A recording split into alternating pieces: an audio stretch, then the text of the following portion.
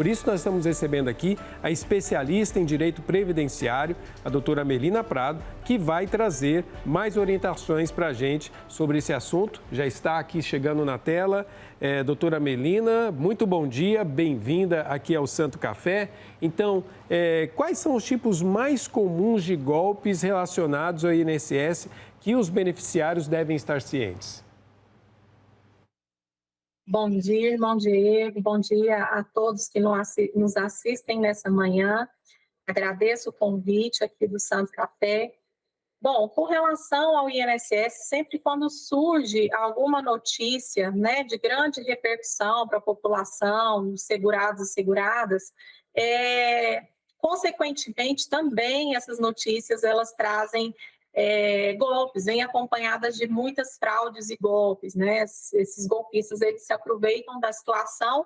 Muitas pessoas, às vezes não informadas de forma adequada, elas acabam caindo em possíveis golpes. Então, é importante informar essas pessoas, né, nessa última atualização do INSS com relação às ligações, iniciou semana passada, e como muito bem falado aqui, pelo irmão, que os segurados e seguradas que receberem a ligação, né, exclusivamente desse número que apareceu na tela, a gente sugere que quem estiver aguardando perícia médica pendente tanto de auxílio-doença quanto de benefício também de prestação continuada, aqueles popularmente chamado BPC-LOAS, que registrem esse número no seu celular e não passem nenhuma informação para qualquer outro número que venha a entrar em contato, tá? O INSS não entra em contato através de aplicativo de mensagem, não manda clicar em nenhum link.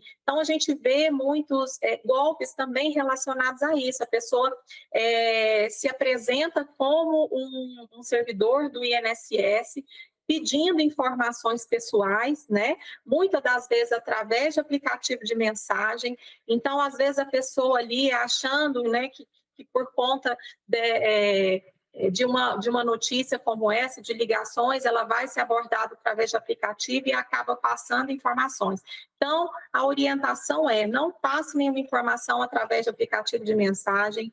Caso tenha qualquer tipo de dúvida com relação à abordagem, não passe nenhuma informação e entre em contato diretamente pelo número oficial da Previdência Social, que é o 135, né, que da Previdência, que é o número oficial. Esse contato foi colocado anteriormente, o 011, ele só vai ser feito com a finalidade de antecipar perícias, informar sobre requerimentos, e é o próprio INSS que entra em contato, ou seja, ele não recebe ligação de retorno e nem tem o WhatsApp. Então, se a pessoa, por acaso, identificou essa ligação, não vai adiantar fazer esse retorno. Retorne diretamente para o número 135 ou até mesmo acesse o seu aplicativo de mensagem do Meu INSS, que pode ser baixado diretamente no celular do segurado, e qualquer informação e comunicação relacionada ao seu benefício, ao seu requerimento, também vai constar lá.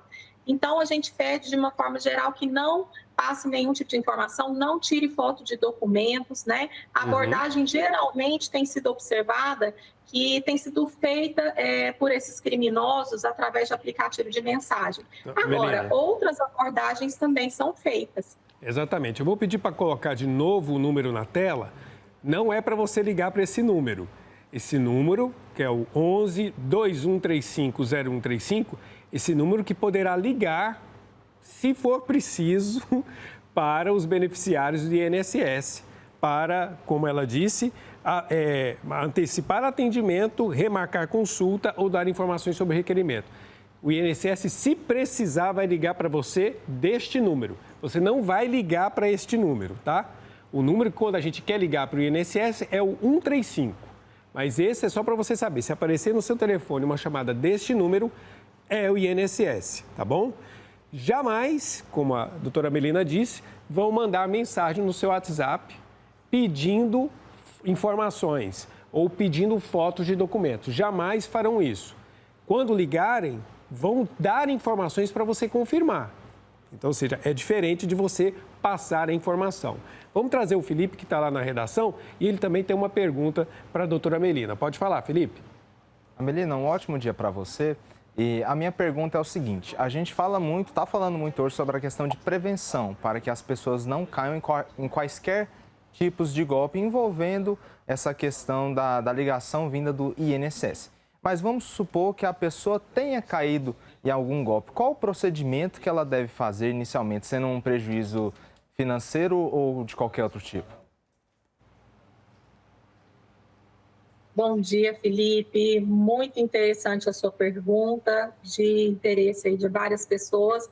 Bom, com relação a essa situação, quando a pessoa identificar que caiu em um golpe, a orientação é que faça uma reclamação direta na ouvidoria do INSS, somente para registrar, né, que houve, apesar de o INSS não ter uma responsabilidade direta nisso, imediatamente fazer uma denúncia, abrir a sua denúncia na delegacia de crimes cibernéticos, tá? Trazendo aí os prints das mensagens, como que foi feita essa abordagem, se eventualmente a pessoa realizar alguma transferência bancária, também é importante fazer uma reclamação direta ao Bacen, tá? Mas o ideal seria realmente abrir essa denúncia na delegacia de forma imediata. Agora, Melina, uma coisa importante. Você disse que o INSS não tem responsabilidade nesses casos, mas não é ele que, digamos, que vazou os dados não saíram de lá. Vou dar um exemplo concreto. Talvez a pessoa esteja lá com um empréstimo que ela disse que não fez. A responsabilidade fica do beneficiário e não do INSS nesse caso?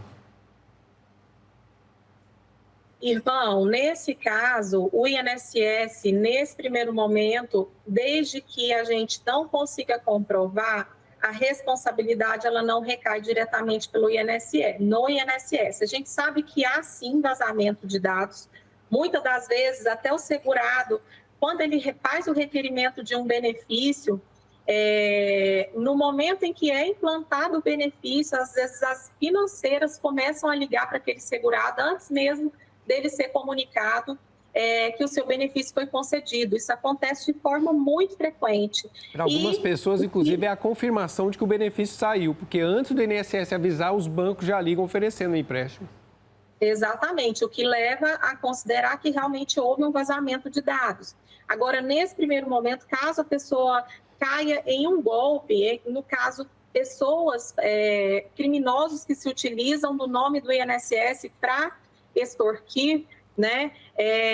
Nesse primeiro momento, desde que não haja, se não houver uma apuração minuciosa no sentido de comprovar esse vazamento de dados diretamente pelo INSS, não há responsabilidade. Diferente no caso, por exemplo, como eu citei aqui, da implantação do benefício, o que gera possivelmente uma responsabilização do INSS, inclusive a nível de uma ação judicial. Então, é importante que o caso seja analisado de maneira cuidadosa e caso a caso, né, de acordo com cada detalhe, com o profissional de sua confiança, para que ele possa conduzir com a melhor medida, né, a ser adotada. E sim, em alguns casos o INSS vai ter responsabilidade, desde que haja, vamos dizer assim, uma comprovação evidente de que houve vazamento diretamente da Previdência ali, que gerou aquele prejuízo.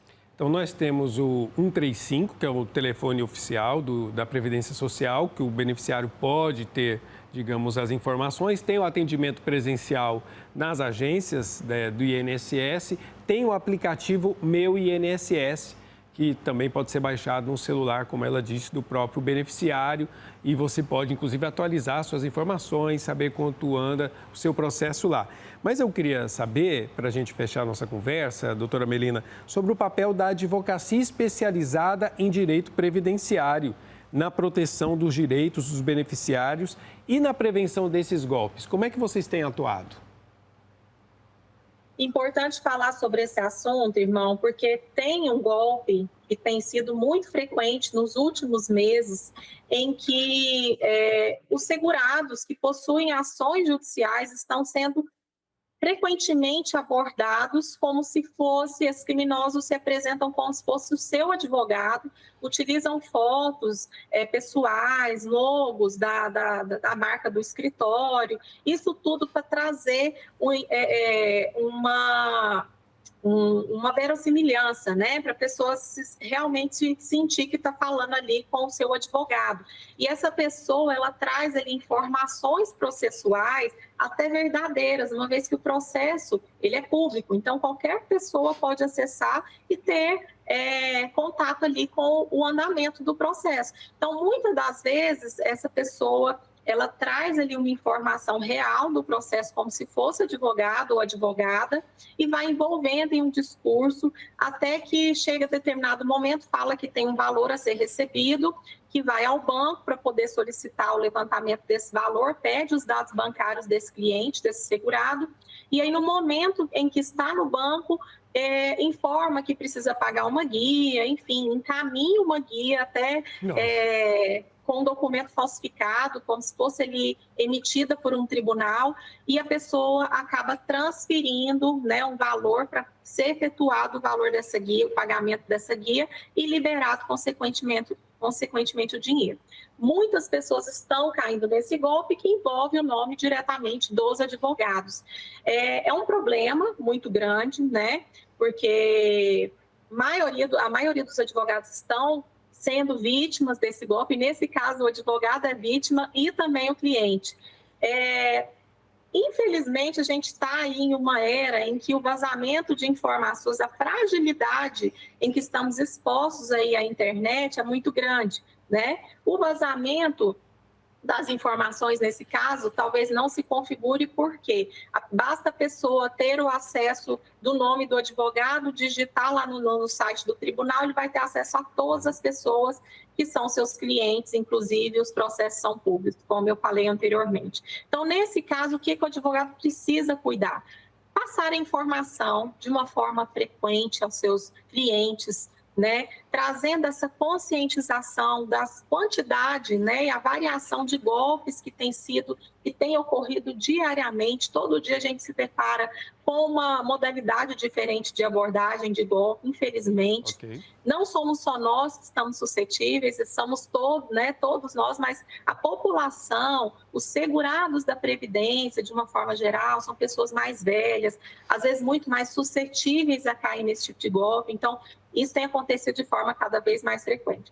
E aí o advogado, nessa condição, ele precisa sim tomar todas as devidas cautelas, os cuidados em informar o seu cliente no momento em que vê que está sendo vítima desse golpe, entrar em contato, passar as informações e também prestar queixa, denúncia dentro da delegacia, como eu falei anteriormente. Então, a sugestão é tanto o advogado quanto o próprio segurado que foi abordado. Muitos deles são abordados e não caem, e alguns acabam caindo, né? Mas mesmo aqueles que foram abordados, também prestarem queixa na delegacia, né? Bloquear, denunciar o contato, essa orientação que os advogados têm feito e que devem fazer para tentar proteger aí dentro da sua capacidade, né, a sua clientela. Doutora Melina Prado, especialista em direito previdenciário, muito obrigado pelas informações. Um bom dia para você. Eu que agradeço imensamente pelo convite, irmão Diego, e desejo um excelente dia a todos.